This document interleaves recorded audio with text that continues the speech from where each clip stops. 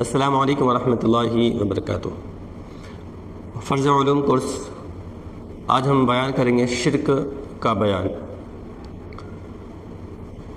یاد رکھیں، شرک ایسا گھنونا فعل ہے، یعنی ایسا گھنونا کام ہے جو کسی ایک شریعت میں بھی ایک لمحے کروڑویں حصے کے لیے بھی جائز قرار نہیں ہے، یعنی جائز قرار نہیں دیا گیا۔ جائز قرار بھی کیسے دیا جا سکتا تھا کہ شرک تو اکبر الکبائر یعنی کبیرہ گناہوں میں سب سے بڑا گناہ ہے، اور شرک یاد رکھیں ایمان کی ضد ہے۔ جیسے اندھیرا اجالا، رات دن ایک جگہ جمع نہیں ہو سکتے، ایسے ہی شرک اور ایمان اور اسلام کی چھتری کے نیچے ہرگز جمع نہیں ہو سکتے۔ یاد رکھیں، قرآن پاک میں مشرک کے انجام کو ایک مثال کے ذریعے صاف کیا گیا، یعنی واضح کیا گیا۔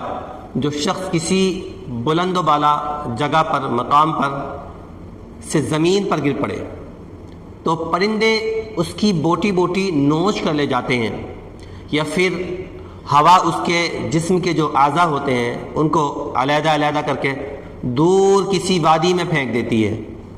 یہ ہلاکت کی عبرت ناک اور بدترین صورت ہے۔ اسی طرح یاد رکھیں، اسی طرح جو شخص ایمان کے بعد شرک کرتا، اس کی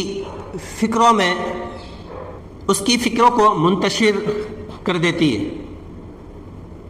یا ہوا کی طرح آنے والے شیطانی وسوسے اسے گمراہی کی وادی میں پھینک دیتے ہیں۔ یوں ہی یاد رکھیں، مشرک اپنے آپ کو بدترین ہلاکت میں ڈال دیتا ہے، کیونکہ اللہ پاک مشرک کی مغفرت نہیں فرمائے گا۔ جیسا کہ رب کریم نے ارشاد فرمایا، رب کریم قرآن میں ارشاد فرماتا ہے، ان اللہ لا یغفر ان یشرک بہ ویغفر ما دون ذلک لمن یشاء ومن یشرک باللہ فقد ضل ضلالا بعیدا، یعنی اللہ اس بات کو نہیں بخشتا اس کے ساتھ کسی کو شریک ٹھہرایا جائے۔ اس سے نیچے جو کچھ ہے جسے چاہے وہ معاف فرما دیتا ہے، اور جو اللہ کا شریک ٹھہرائے اور وہ دور کی گمراہی میں جا پڑا۔ یاد رکھیے کہ شرک ایسی بیماری ہے جو بندے پر جنت کے دروازے ہمیشہ کے لیے بند کر دیتی ہے، کبھی اس پہ جنت کے دروازے نہیں کھلیں گے۔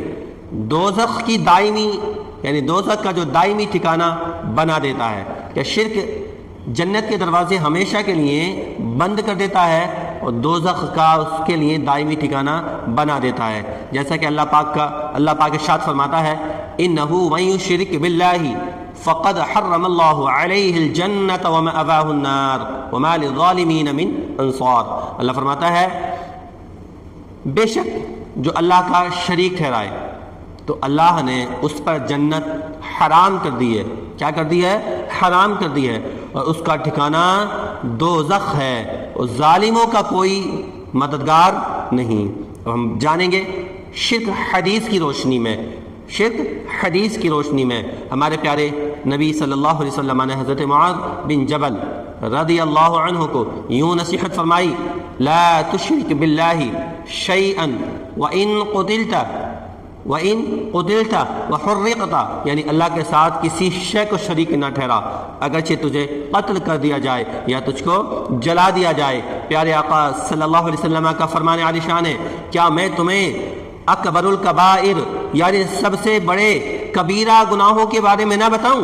وہ گناہ اللہ کریم کا شریک ٹھہرانا، والدین کی نافرمانی کرنا ہے۔ اللہ پاک کے آخری نبی صلی اللہ علیہ وسلم کا فرمان ہے، اے لوگو شرک سے بچتے رہنا، کیونکہ یہ چیونٹی کی آواز سے زیادہ مخفی ہے۔ کیا ہے؟ زیادہ مخفی ہے۔ صحابہ کرام علیہ رضوان نے عرض کی، یا رسول اللہ صلی اللہ علیہ وسلم، ہم شرک سے کس طرح بچ سکتے ہیں؟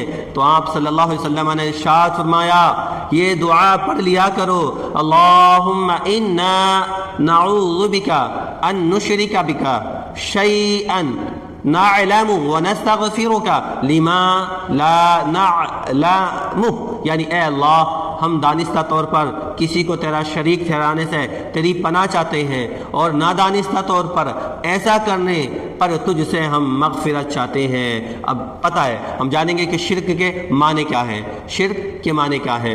شرک کا معنی ہے اللہ پاک کے سوا کسی کو واجب الوجود یا مستحق عبادت یعنی عبادت کے لائق جاننا، یعنی الوہیت میں دوسرے کو شریک کرنا، اور یہ کفر کی، یاد رکھیں، سب سے بدترین قسم ہے، سب سے بدترین قسم ہے۔